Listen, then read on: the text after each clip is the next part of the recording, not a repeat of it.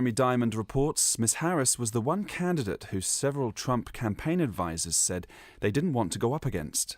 President Trump and his campaign fumbling for a response to Senator Kamala Harris joining the Democratic ticket. She was my #1 draft pick. Several Trump campaign advisors telling CNN Harris was actually the one candidate they hoped Biden would not pick, preferring former National Security Advisor Susan Rice or Congresswoman Karen Bass, both more controversial.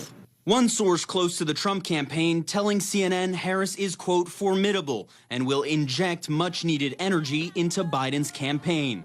Advisors are also concerned about how Trump's attacks on Harris will play. She was very, very nasty. She was very disrespectful to Joe Biden. I thought she was the meanest, the most horrible, most disrespectful of anybody in the U.S. Senate. Those attacks play into racist and sexist stereotypes about black women, and polls suggest Trump risks alienating suburban voters turned off by his racist and sexist rhetoric.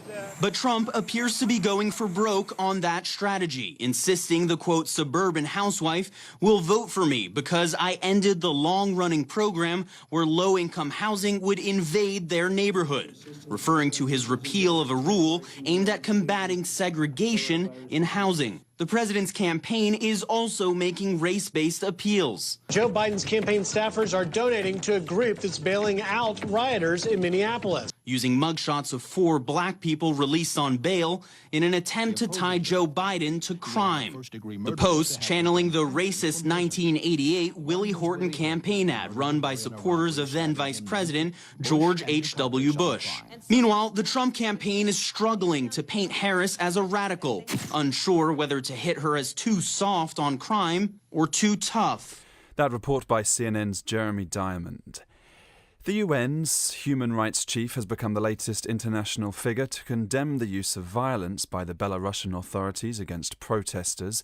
They've been taking to the streets in the capital Minsk since the landslide re-election at the weekend of President Alexander Lukashenko in a poll they claim was rigged. Michelle Bachelet says about 6,000 people have reportedly been detained in Belarus, and even more disturbing are the reports of ill treatment during detention. Mr. Lukashenko has dismissed the protesters as mainly criminals and the unemployed. The BBC's Abdujalil Abdurasulov has been following the protests in the capital.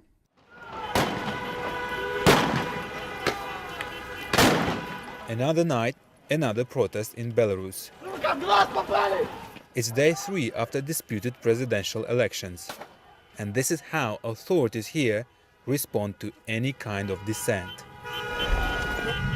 Riot police are using tear gas and stun grenades to disperse the crowd that has gathered here on the streets of Minsk. People refuse to leave even though it's very tense here. Groups of protesters engaged in running battles with police.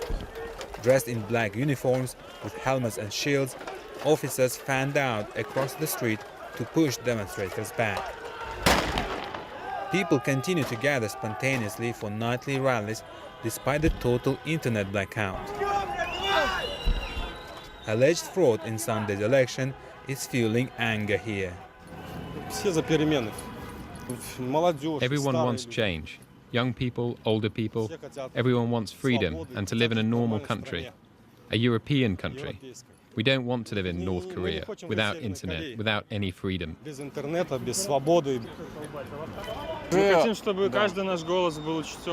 I want all of our votes to be counted. Votes shouldn't just disappear. People shouldn't just disappear. The riot police are coming. We have to leave. Early in the day, our team was attacked by men dressed in black who appeared to be security forces. Take the camera away, they shouted. We showed our media accreditation and one of the officers ripped our colleague's card from around her neck. When we demanded it be returned, one of them lashed out with his baton.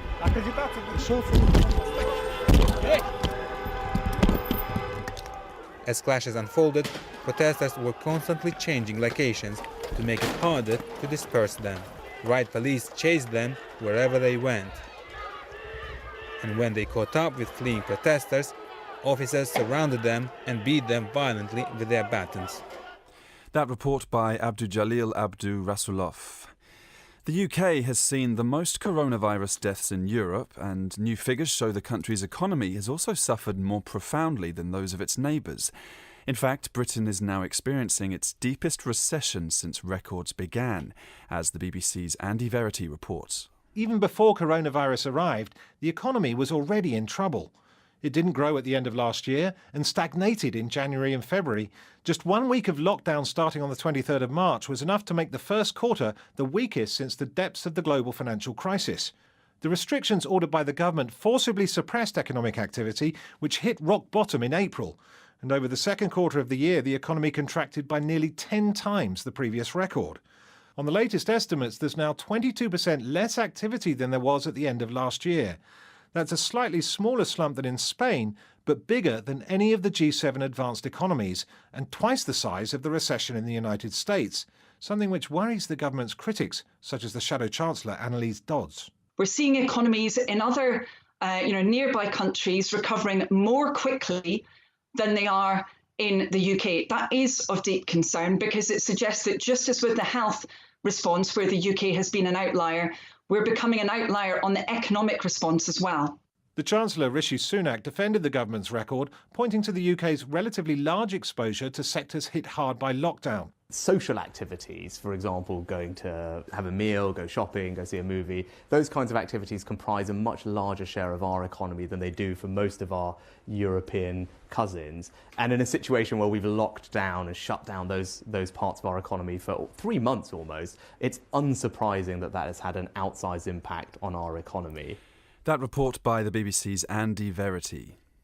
The Hong Kong media mogul Jimmy Lai, who was arrested this week, is warning his fellow pro-democracy campaigners they need to be less radical in the future.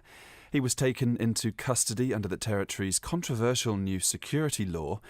Mr. Lai runs the Apple Daily newspaper in Hong Kong, where the newsroom was raided by 200 police officers at the start of the week.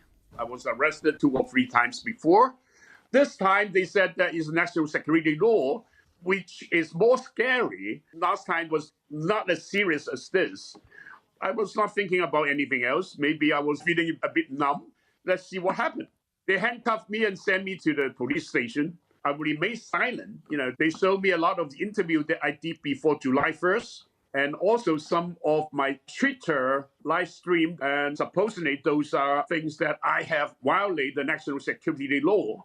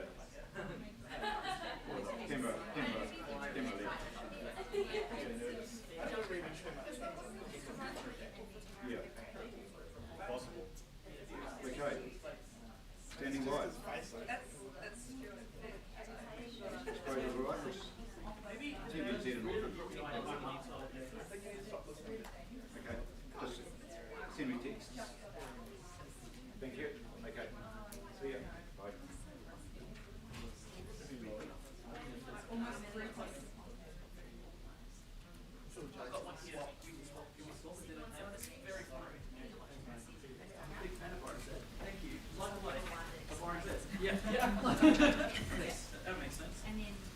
Oh man, this will be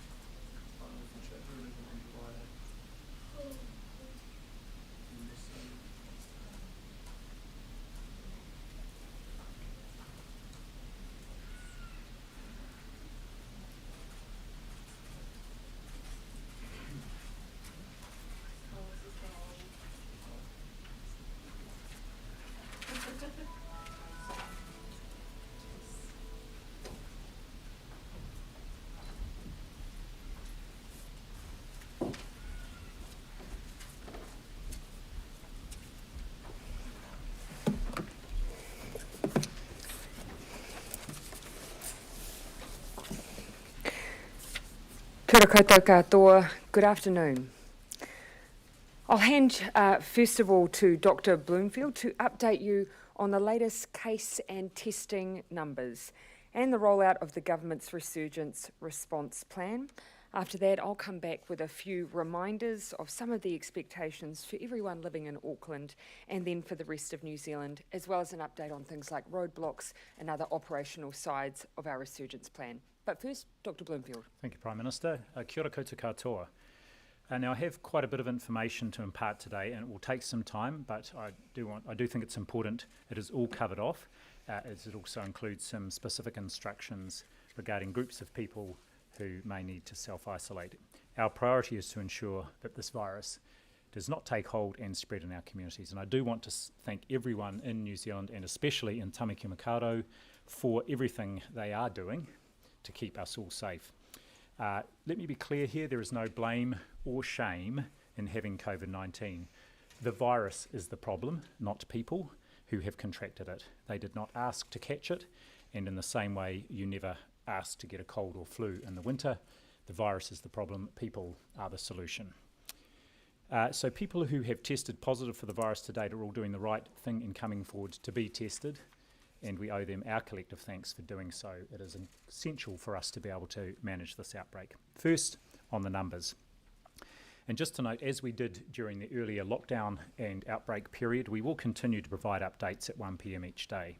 Sometimes the information that we receive on positive cases comes through overnight or in the morning, and these can get reported via media or social media as people become aware of them and take appropriate action.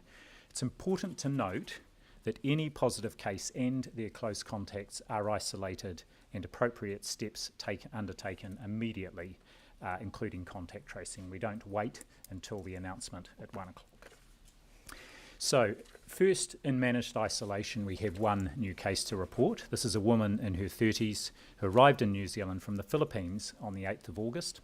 She has been in managed isolation at the Distinction Hotel in Hamilton and tested positive at around day 3 of her stay. Moving now to the community. There are 13 new confirmed cases of COVID-19 to report in the community. They are all in Auckland, and they are all linked to the 4 people who we reported as confirmed cases yesterday and the day before. We will put the details of these cases up on our website, as we have in the past. That means we now have a total of 14 new confirmed cases to report today, the 13 in the community associated with the other community cases already, and the one new one from managed isolation. And that brings our total number of active cases in New Zealand to 36. 17 of these are linked to the recent or the new outbreak. Given that all these cases are linked, we are treating them as a cluster, and what we know about clusters, as we've found out in the past, is that they do continue to grow. So we fully expect there will be further cases. There are some symptomatic people, of course they have been tested, they are in isolation and all appropriate steps being taken. We will update you if results come through that confirm those cases on a daily basis. So just a little more detail around the new cases. One that I think we've already all know about is a student at Albert Grammar School. This is a relative of the previously announced cases in the community. The school has sent a letter to a number of students and a handful of staff who, after inquiry, were considered as close contacts, advising them to self-isolate for 14 days. All those people have already been spoken with by our National Contact Tracing Service this morning. The student was not symptomatic while at school and has not been at school since they became unwell and got tested.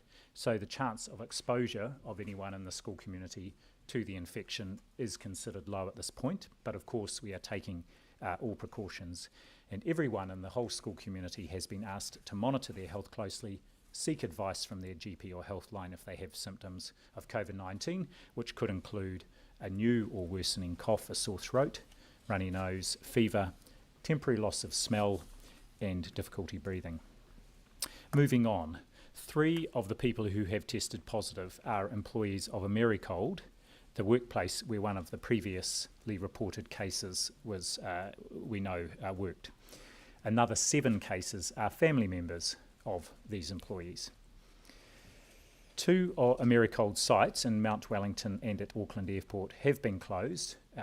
The Mount Wellington one, where the the second case worked at, has been closed since Tuesday evening, and the airport site since yesterday. A mobile testing unit went to the airport site, and all the staff who work there have now been tested, and a mobile testing unit went to the homes of symptomatic people from the Mount Wellington site yesterday, and they've all been tested.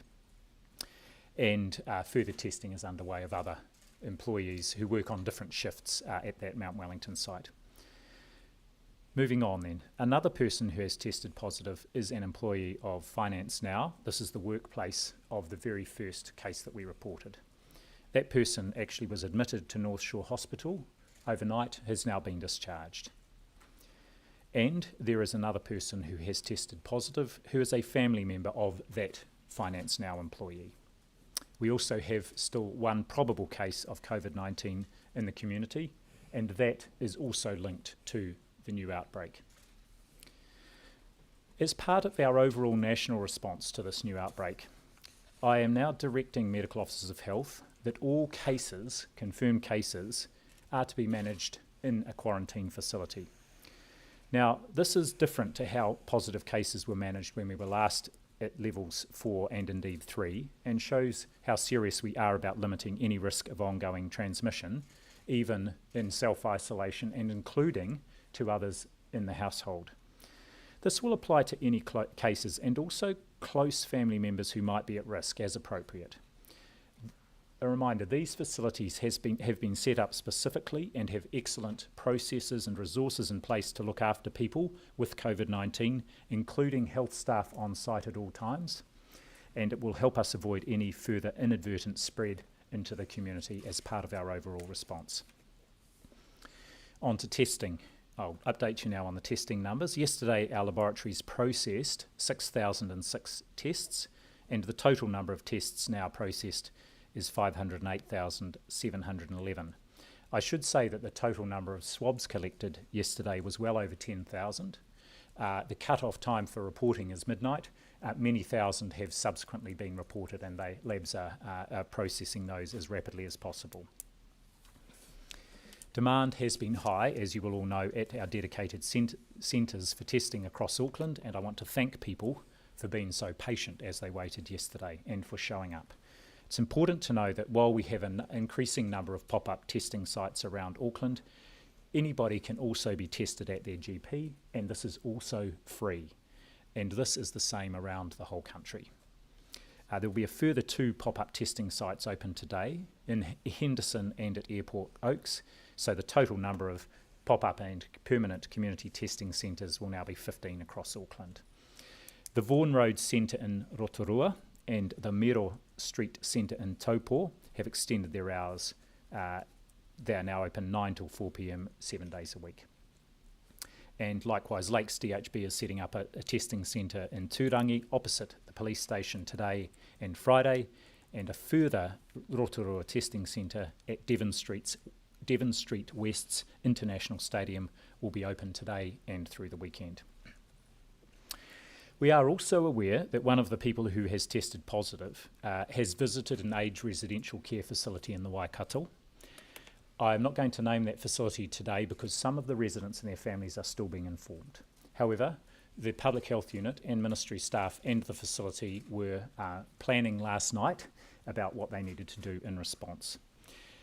All aged residential care facilities in the country are currently closed to the public. They're closed to visitors, but anyone who has visited this facility recently will be notified by it and should also closely monitor their health and seek advice if they have concerns. As soon as the residents and families have been notified, we will let you know the name of that facility. I must say that the visit was when the person was not displaying any symptoms, but they did develop symptoms the next day. The visit was to a family member resident, and the visitor saw their family member and had some contact with several staff. I know at least one person who has been tested already has returned a negative test there. And today the DHB will be arranging testing for all staff and residents in the unit where this visit took place. And of course the DHB is working closely with the facility to ensure they have all the personal protective equipment that they need. I want to thank the facility for being both helpful and extremely professional in their response. Now to a further update on Rotorua. I'm going to provide you with what we know about the movements of the family that made the visit to Rotorua. Testing is available to staff of any business or people who visited any of those businesses at or directly after the times I'm about to read out. So from what we know so far, the family checked into the Waiora Lakeside Hotel at 3:30 p.m. on the 8th of August. We also know they visited the Herbs and Spice Thai restaurant at 8 p.m. that evening on the 8th. The following day, at around 2:30 p.m, they visited the Pack and Save supermarket at Amaho Street in Rotorua before heading to the Heritage Farm and 3D Art Gallery at 3:30 that same day. So that's the 9th of August we're talking about. And at 4 p.m, they then headed to the Skyline Gondola and Luge. Now the following morning, and this is important, on the 10th, that is Monday, they visited Sail Barbary Echo Sailing in Taupo. So they made a day trip down to Taupo at 10:30, and I understand they took a boat trip, and all the people who were on that trip with them have been identified and contacted and been followed up as close contacts. Then the family returned to the Heritage Farm and 3D Art Gallery. This is back in Rotorua on the 10th at 3 o'clock. That evening, they visited at around 7 o'clock the Burger Fuel Redwood Centre in Rotorua, and on their way home, they had a brief stop in Hamilton at 9 a.m. for fuel on the Tuesday morning. There's no sense of any contact with anyone there. I don't have the name of the petrol station that they stayed at, but the inference there is that there was no contact with people. Now, for those businesses visited by the family who haven't been issued yet with an alert through our app, the advice is the same. Monitor your health, and if you're unwell, ring Healthline. Testing is available to any business that requires it or would like it, the employees there, and of course anyone who is symptomatic should take immediate action.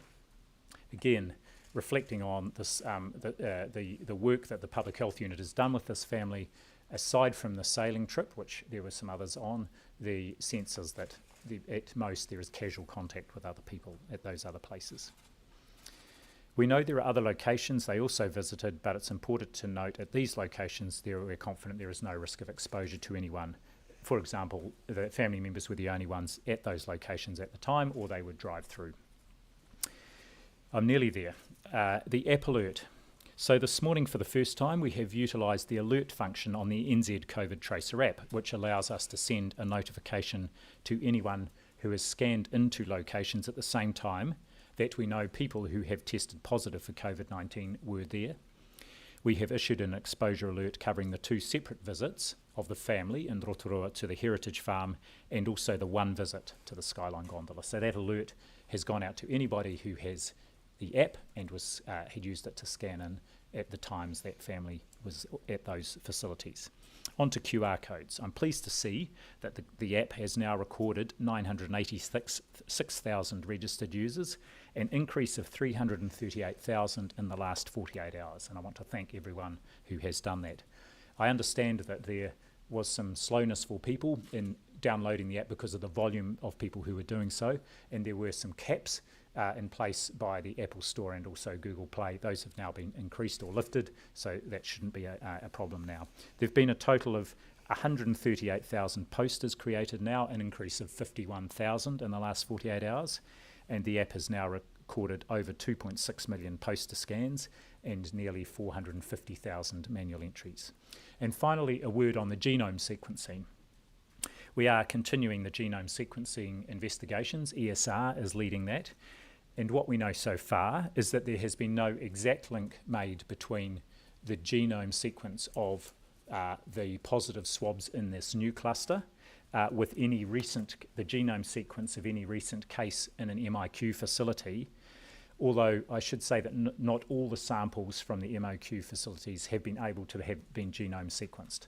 So at the moment there is no link. But what we do know is that the genome sequence of the new cases broadly most closely resembles the pattern from the UK and Australia. That's all I have, Prime Minister. Thank you, Dr. Bloomfield. So as you can see from the latest update this morning, you can see the seriousness of the situation. While it is serious, it is being dealt with in an urgent but calm and methodical way.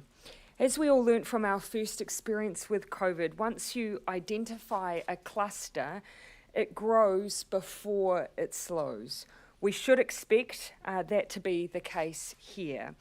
The fact that we are in level 3 in Auckland is giving us a helping hand. It means that when we are contacting people, they of course are already observing restrictions that limit the spread of the virus. You will have heard from the update that there is more information we need to find, such as the source, or what we generally refer to in a cluster as the index case. We've managed to contain clusters before without identifying the source, but knowing where it has started does give us that extra confidence that we have reached everyone we need to in order to stop transmission. So here is what we ask you to do on an ongoing basis and until, of course, the updates that we continue to share. If you live in Auckland, work from home if you can. If you go out, of course, it's for essential items, food, exercise, getting a test if you're unwell. Whenever you leave your home, we encourage you to wear a face covering, and it's great to see so many people are observing that advice. There are now 15 special purpose COVID clinics, and I do want to again re-emphasise what Dr. Bloomfield has said. We have seen congestion at those clinics, and I acknowledge people are trying to do the right thing but are getting frustrated by the waits. You can go to your local GP. We do ask if you're symptomatic to call ahead so they can prepare for you, but you can be tested there for free as well.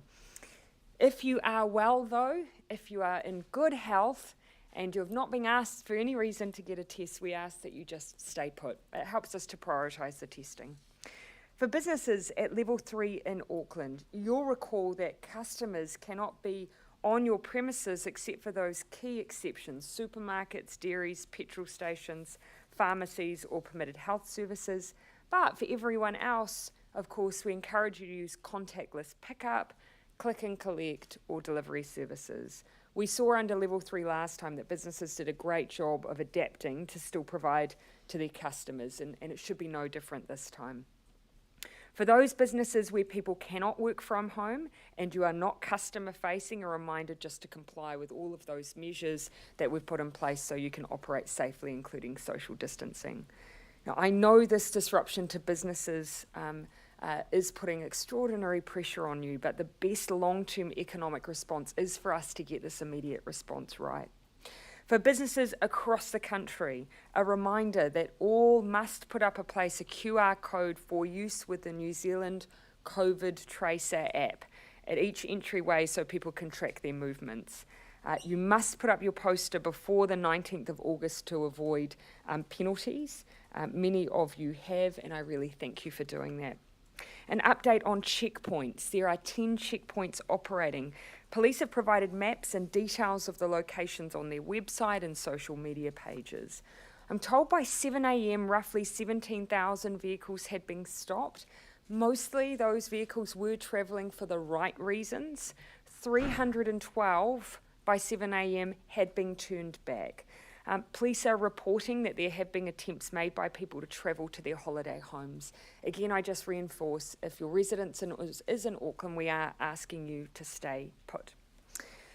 Finally, I acknowledge the anxiety of some New Zealanders as we are moving at pace to stamp out COVID in our community and protect the health of all New Zealanders.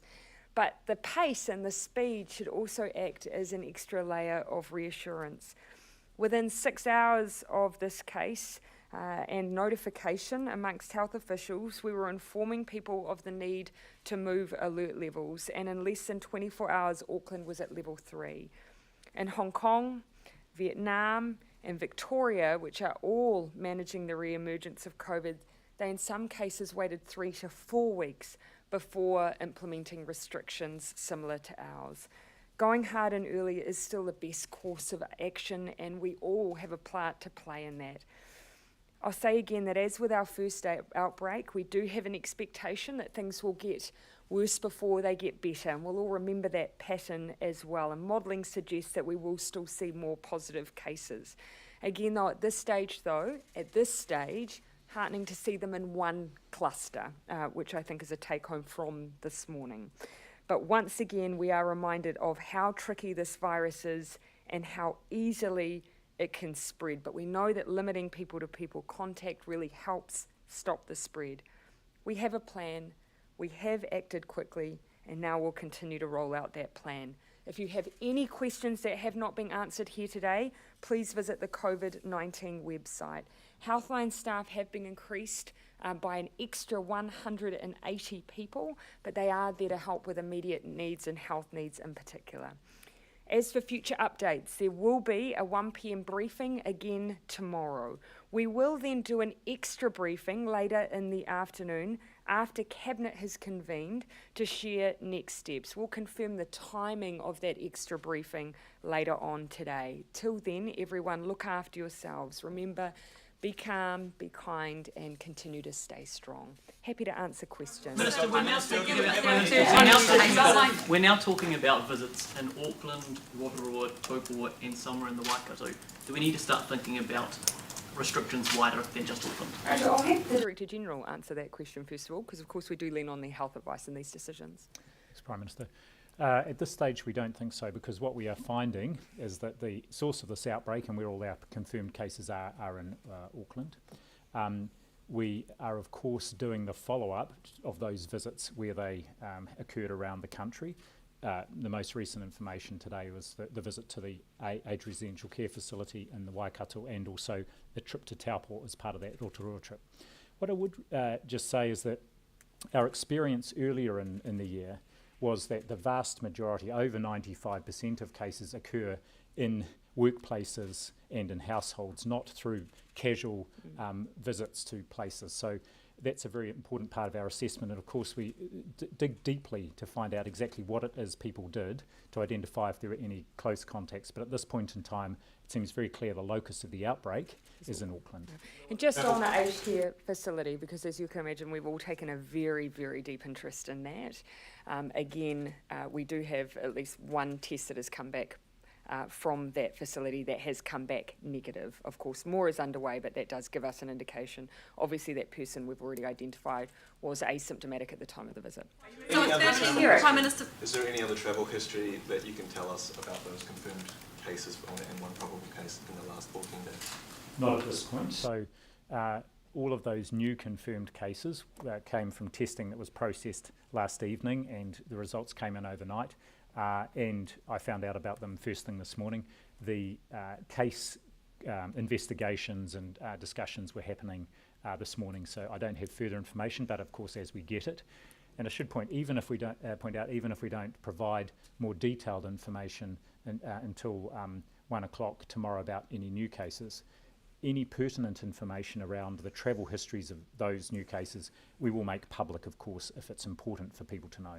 Thank you. With 13 new cases of community cases, it seems inevitable now, doesn't it, that you'll need to extend the lockdown restrictions in Auckland. Why not just do that now? You'll remember that last time we did make sure that we had the latest information available to us before we made any decisions. What I'll want to make sure is that when we make that decision, we're able to make an assessment based on, for instance, whether or not we still have cases within a cluster. That will be a very important part of the information provided to Cabinet, or whether or not we see any that we can't link to that cluster. So I don't want to, at this stage, venture a view without having the latest information. We will have a significantly larger range of tests from across the community as well when we make that decision. We also need to act on the advice of the Director General, and I don't want him to have to give that advice halfway through without that full range of tests in place. Oh, sorry. So we're getting a lot of messages from concerned people in the Wellington region saying that they understand that there's a case we can clarify that. I'll ask Dr. Bloomfield to speak to that. Yes, I'm happy to clarify that. So actually I was notified late yesterday about a positive swab result in someone in Wellington who's part of an ongoing study that's undertaken by ESR. It was further investigated because it seemed unusual. So there was further testing done today, which has returned negative. And so it seems that on investigation, this was a false positive result. So we can reassure people. Okay. And just following up on Clover's first question. Yeah. So, based on the information you get, really, is that a question of how long you would extend it, rather than whether you would extend it or not? Again, I don't want to speculate. I do want to use all the information we have. I do want the Director General to have the time to give us considered advice and information. And again, what we see within the cluster will be critical, as well as what we might see, if anything, outside of that. So I won't preempt that. We will make sure that we are giving a decision and guidance well before the midnight deadline we set for ourselves. We will be doing that tomorrow afternoon. So people won't have to wait too long for us to share some of that decision making. There is the reason why we're having Cabinet meet daily. We want to do it in real time. Yes, I'll come over to you, Jason, and then back to you. Are you able to walk us through the rationale behind moving people that have tested positive into a managed quarantine facility rather than having them stay at home or in their own managed facility? It's under the order of the Director General that's happening, so I'll let him speak to that. So two things here. We've given this quite a bit of thought, recalling that last time we started managed isolation quarantine about halfway through the lockdown period. This time we're heading in the other direction. So there are two reasons. One is, further to the point I made earlier on, we see most transmission occurs in households. And in fact, one of the features of the quarantine facilities is that arrangements are able to be put in place to keep positive and non-positive members of families apart. So it prevents that, it actually helps reduce the risk to other household members of getting infected, because it can be very hard in a household situation. The second thing is, it just sometimes inadvertently, there can be spread. Even the people who are the best at self-isolating at home and have got all the facilities and so on, it can still, there can be people who might come and visit, and these facilities are expressly set up to help minimise any risk of further infection in the community. Since we have them there and they are available, we felt it was best for not just those who test positive and their families, but for the community to actually really strengthen our response and potentially mean that it will inform the decision around whether and or how long to continue alert levels. The fact that the Prime Minister said that this cluster is going to get worse before it gets better, do we have the facilities that will be able to cope with this, with the new people coming in? At the moment, we're confident they are, and we've been working with the MB team on ensuring that there is enough capacity, particularly in the Auckland facility, where, of course, this outbreak is currently centred. And there'll be hotels again? Sorry? They'll all be hotels, or will there be other forms of accommodation? At the moment, it's in the dedicated quarantine facility there. And again, having visited this facility, it's incredibly good protocols in place. And in fact, there's a doctor on site every day as well, who is the one who has managed and looked after every single case that has been in the quarantine facility since the Wuhan flight. Dr. Bloomfield, can I just ask about the Amricold cases? Have you had any more updates about the surface swabs? What I can say is that actually that swabbing occurred this morning. Yesterday, because this hasn't been done before, yesterday we were getting advice from ESR about how to do that, and so the public health team is at the site this morning to do both the surface and environmental swabbing, as well as other staff members.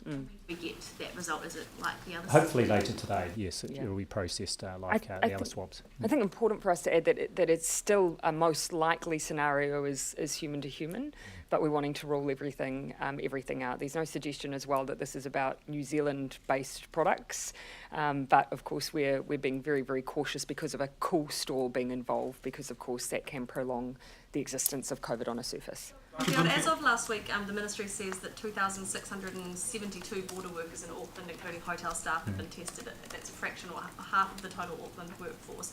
Why were there not stricter, more intensive testing regimes in place for such a high-risk group? Keep in mind, of course, the numbers that we gave yesterday included MIQ staff as well, who are on a regular rotation for testing. If you work in our primary quarantine, you are tested weekly. If you work outside of that, it's a slightly longer rotation, but still frequent. But I'll hand over to Dr. Two comments here. One is we were scaling up the testing, as you can imagine, with 32 MIQ facilities. The priority there, of course, is to do the day 3 and day 12 testing of all the residents. We focused first on those working in the quarantine facilities who are at arguably higher risk because we know there are confirmed cases there. So we were moving them to weekly testing, and then we were testing other staff. So it was in the process of being scaled up, including at the airports. And of course, we have also been adding in our maritime ports as well. That this community outbreak occurred because of testing of water and hotel staff was only happening every 2 to 3 weeks and on a voluntary basis? Well, I'll just reiterate the point I made yesterday that the testing of staff is an adjunct to the most important thing, which is very strict infection and control procedures and very strict protocols around those. And again, having visited 3 of these facilities, you can see the extent to which those are taken seriously by not just the staff who are seconded there, but also the hotel staff themselves. And that's the mainstay of avoiding any infection of staff members. The testing was another layer, just as we added in the testing of all the residents in those facilities over the last 6 weeks. Is it now compulsory? Is it now compulsory for border and hotel workers to have? We are requiring staff at our borders to be tested in this round of testing. Also important to remember that alongside those protocols that are spoken about in our managed isolation facilities, we also had health orders that applied to our maritime borders that obliged those who had been at sea for particular periods of time, because they are often and the expertise are required for the loading and unloading of freight. There are requirements around them for social distancing and whether or not they can even disembark into some parts of the port. So regardless, alongside testing regimes, protocols existed to try and manage those risks as well. We do have a testing station set up at the port in Auckland, and we are testing port workers as well at present. Actually, Joe had your hand up before Derek. I was just going to ask, has there been any reluctance or pushback from those who have tested positive about being moved into quarantine and family members who, haven't tested positive as well? Actually, I think there was some reservation initially, but having spoken with the Public Health Unit again today, everyone's quite comfortable about this, and I think that's proceeding and it's been facilitated.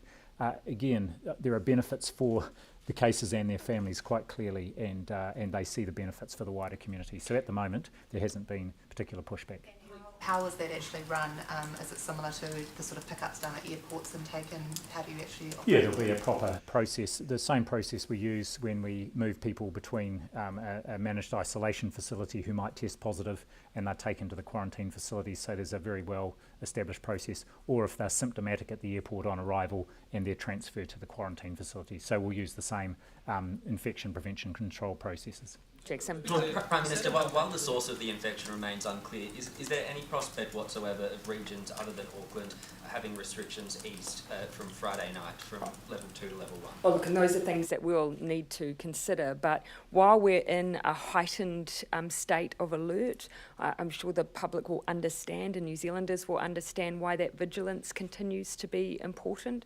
We can see that as we undergo interviews, sometimes we do have people travelling into other areas, and whilst we're able to, at the moment, really quickly contact trace that and isolate that and therefore keep the restrictions imposed to a limited reach, that extra layer of vigilance is very helpful for us at this stage. You're wanting to prepare people for an extension of level 2 nationally? Oh, look, I think people understand why we nationally are at level 2 because they can see that vigilance right now while we're in this heightened state and are continuing to do this work. I think they'll see and understand why that's necessary. I just, Dr. Bloomfield, with no direct connection with the quarantine cases, can you tell me what your sort of working theories as to how these cases arose are at the moment?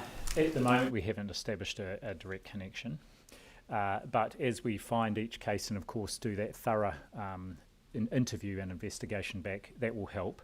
The other point I would make is that we don't have genome sequencing on every sample, on every positive sample from people who were recently in managed isolation or quarantine, because some of the samples were simply didn't have DNA material and couldn't be sequenced.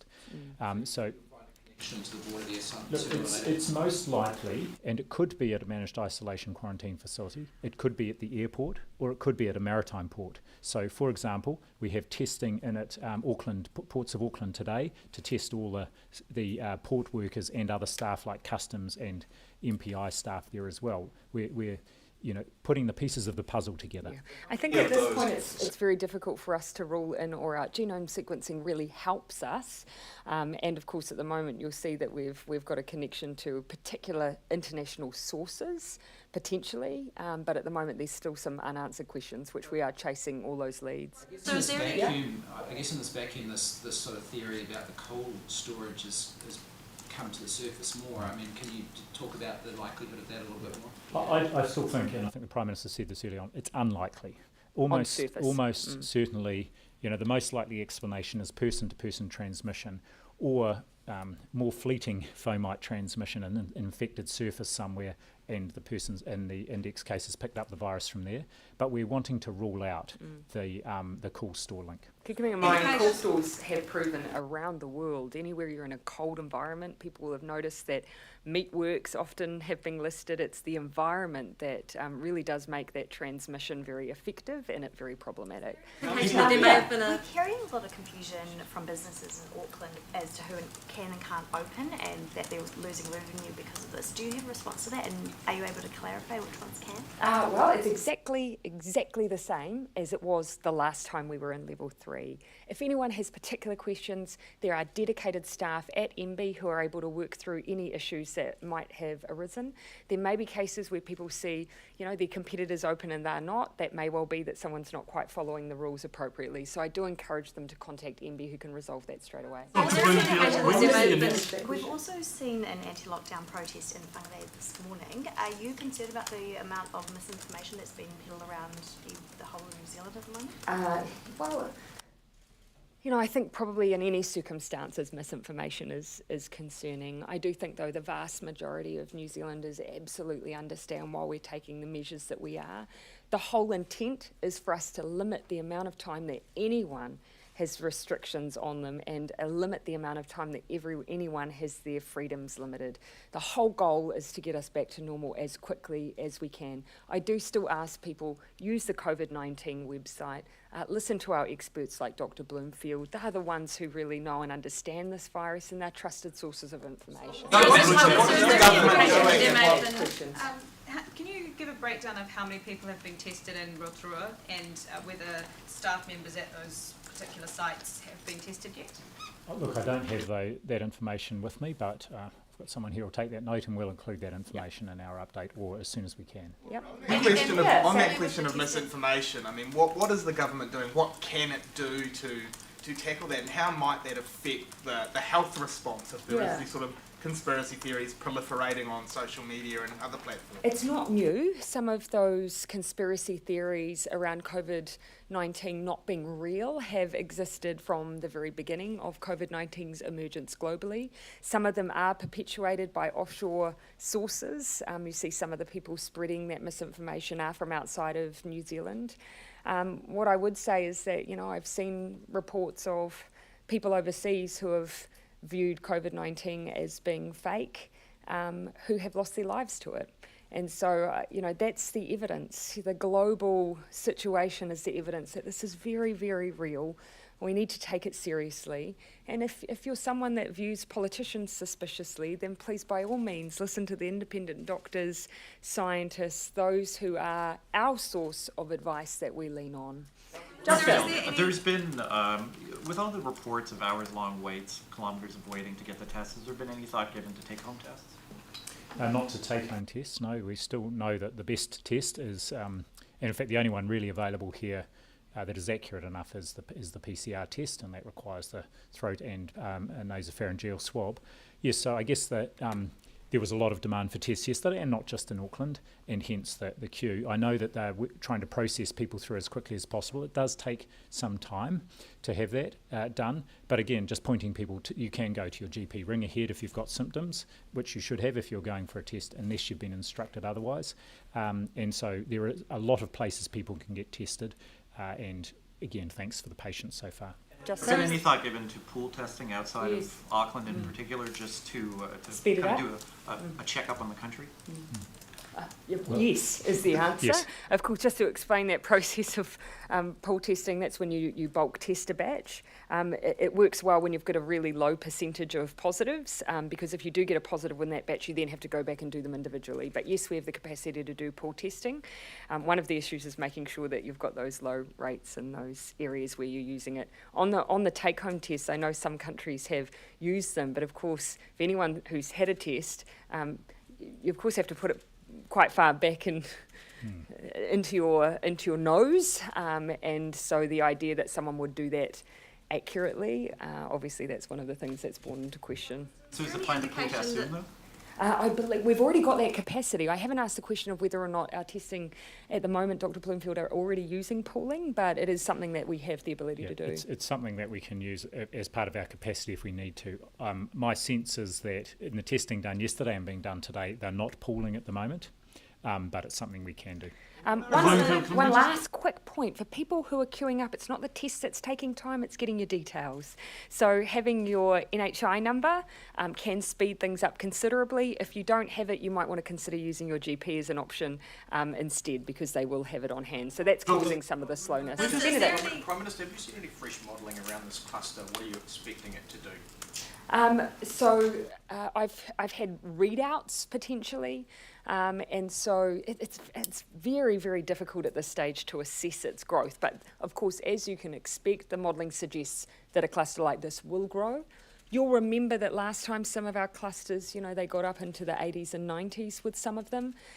The advantage we have here is the fact that we're already have level 3 restrictions. We are moving very, very quickly. We're dealing with one rather than multiples, but we are expecting growth. So I do think it's important we prepare people for that, because it's not a sign that it's escalating beyond our capacity. It's just the behaviour of clusters. Is there any indication that there's been I'll come back to you Minister, several manufacturing groups are concerned that officials appear to be ready to apply the same essential industries categorisation as was used in the last lockdown. Is that correct? Because I understand it was going to be raised at Cabinet today, and in June that work was under review. So what is the government's thinking?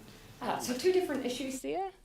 So the question you've asked is about whether or not we're changing the essential service listing. That's for level 4, and we're not in level 4. So obviously at level 3, there's a much wider range of individuals who can operate, but albeit making sure that they're not customer facing and applying safety protocols for their operations.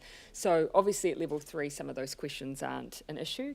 MB are, however, we have asked them to do that work, to go out and reach out to particular sectors about the way we've applied those alert level standards. Thank you. Is there any indication that there may have been some kind of super spreader event like a wedding or a church service? And Dr. Bloomfield, could you also talk a bit about how long this may have been in the community before we caught it? So nothing at this stage. I think we may have spoken yesterday about the first case that really we've identified, which actually spent the vast bulk of that time in self-isolation. But That's correct, Prime Minister. And yes, I think both Michael Baker and Sean Hendy have talked about the possibility, and this goes to what's the total number of cases that could be out there already, somewhere between 25 and 100, I think by Sean Hendy's modelling. I don't disagree with them.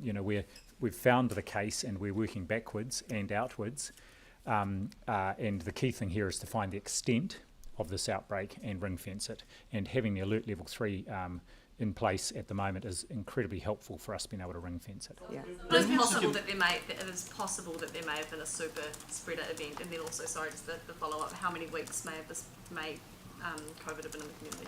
Well, if you think about the infectious period, and if we look at our cases, the earliest one at the moment, the earliest time that one of them displayed symptoms was on the 31st of July. It does imply it could have been several weeks ago that the very first case was in the community. No evidence yet of any super spreading event. Yeah. So 31st of July, my recollection from the case notes on that is that they spent the vast bulk of that unwell and at home thereafter. Yeah.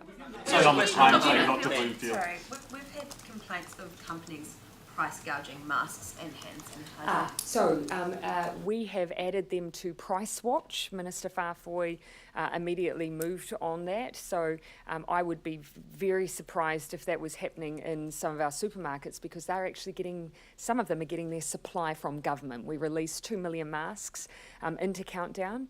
I'll make sure that we release information around that Price Watch details and the email address we were using, which, forgive me, after several months I can't remember off the top of my head, but that we are asking people report in if you're seeing any of that. We are keeping a very close eye on it. We can update on the time frame, please. We've had reports that the index case was put under observation earlier than perhaps has been litigated. So when was the index case put under observation by health officials? And also, when was the Rotorua hotel the COVID positive family stayed at? When were they told first that the family had stayed there?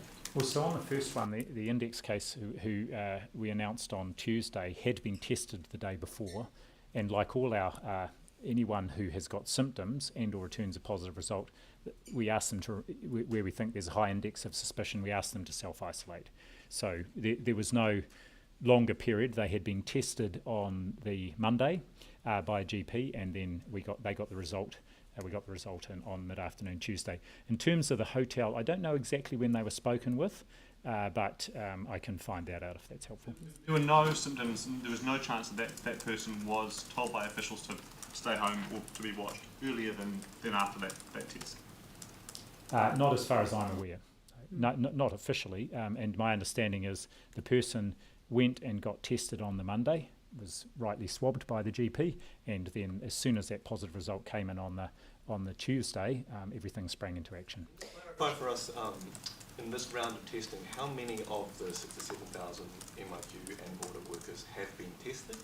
And will you have that information, will those test results be in front of you on Friday when you give your advice about whether to extend lockdown? Yes, so there was a lot of testing done yesterday, but one of the things we have been doing is breaking down the testing from what's in the community, people who are guests in managed isolation or quarantine facilities, workers in managed isolation and quarantine, and also at the border. So we will have a full breakdown of those results. I don't have them with me, but we will want to have tested at least by this time tomorrow a very good proportion of the managed isolation quarantine workforce, and we need both. Yeah. And advice from health is we need both. We need to know what's happening at our border, but we also need to have a good sense of whether or not we have anything further amongst the community outside the cluster. So we do need to get a picture of both. Gina.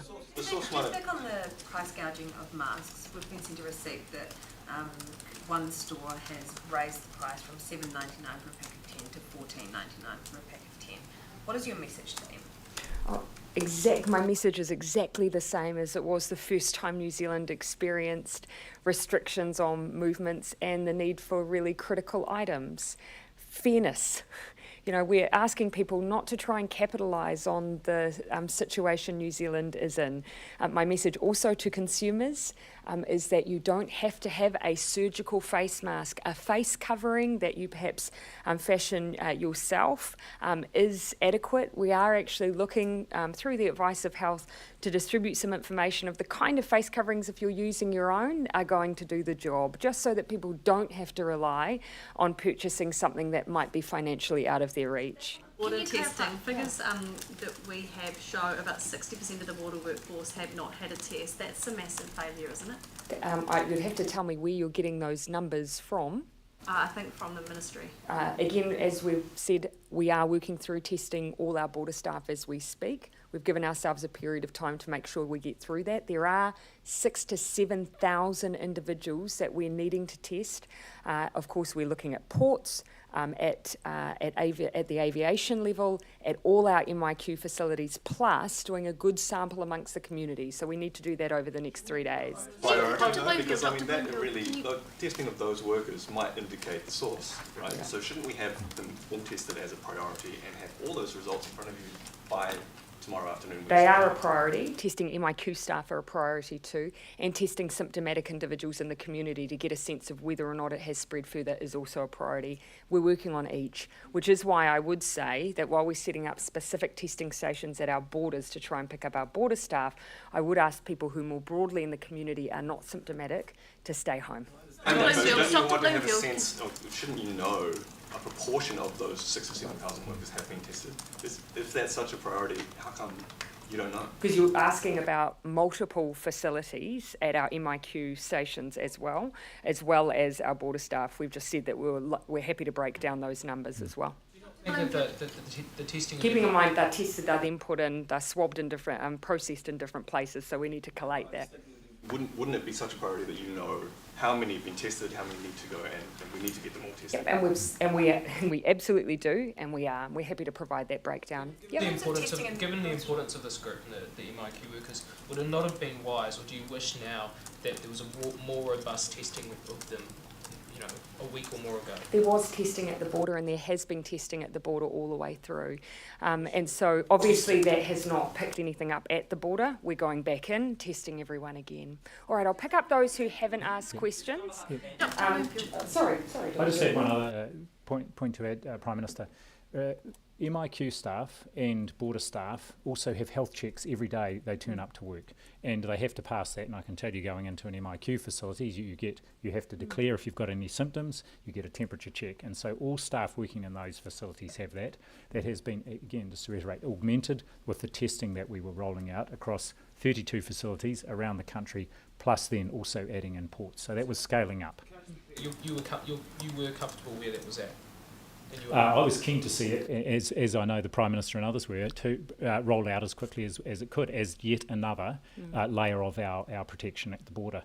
Remembering that we have had the arrangements in place since the middle of April at the border around MIQ, and of course our border workforce have been working really well, understanding what the protocols are, including that protocol of the wellness check when they turn up for work. Just a question on behalf of Ben. Just a warning, just on behalf of Ben, the sentencing of the Christchurch terrorists is due to take place in just under 2 weeks. Are you worried about the impact level 2 restrictions, if they're still in place, may have on the ability of survivors as well as family members to attend, given under level 2 fewer people allowed in court, and more than 50 people have made the journey from overseas just to be here for the Yes, and of course what we need to ensure is their ability to share victim impact statements, but we of course already had some limitations around the numbers who are able to participate, and Justice were already working through ways to accommodate those numbers as it were, and I expect what they'll continue to do is come up with contingency that allows those making statements to be present and their family members,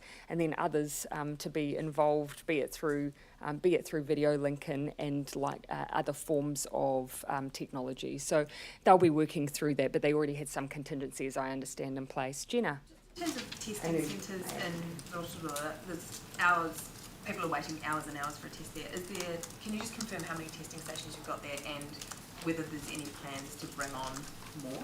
Yes, there were. Dr. Bloomfield outlined a couple at the beginning, so I'll let him refer back to his notes. My recollection is they were extending the hours of the testing centres, and again, a reminder to people in Rotorua and around the country, including in Auckland, any GP can also test you as well, so it doesn't need to be at a testing centre. Again, I will just restate, it is free at your GP. I know people are probably worried about the cost. It's free. It also is quite quick because your NHI details will be on hand with your GP as well. Dr. Bloomfield, can you clarify the timeline on when you found out about the family going to Taupo and why we only found out today? I mean, are you happy with how long it's taking for these details to come out, given that we know that businesses are on edge? Well, 2 comments. The first is I found out when I was briefed late morning today with the further detail of where they had been on that trip to Rotorua and the addition of Taupo. And just going back to my very first comments, as soon as something is known about, the Public Health Unit and our National Contact Tracing Centre act immediately to identify who might have been a close or a casual contact and get in touch with those people and get them into isolation. That's the very most important step, is the getting people into isolation, then the follow-up interview happens, and then the testing happens if indicated. So this is part of an ongoing process, and again, I think one of the things that it also emphasises is the value of the app in keeping a record of where one has been in the last 14 days. It's very hard to remember even everywhere you went the day before, so yesterday, let alone 2 weeks back. All right. As AmRecall employees, do you know any more details about them? Like, we've heard that there might be drivers who have visited several locations. What I can say is the information I have is that the ones who are positive from the Mount Wellington site only work there. Okay, last question. Dr. Bloomfield, someone who spoke to Healthline on Friday to talk about possibly getting a COVID test was asked if she'd visited certain suburbs in South Auckland. Have those suburbs always been sort of on a watch list for high risk, given their proximity to the airport? Is there any reason behind that screening? No, I don't have any explanation for why that would have been asked. We have always been conscious of having COVID testing stations in the areas where we've got MIQ, but that makes sense because obviously that's where staff are in proximity and the like. Okay, thank you everyone.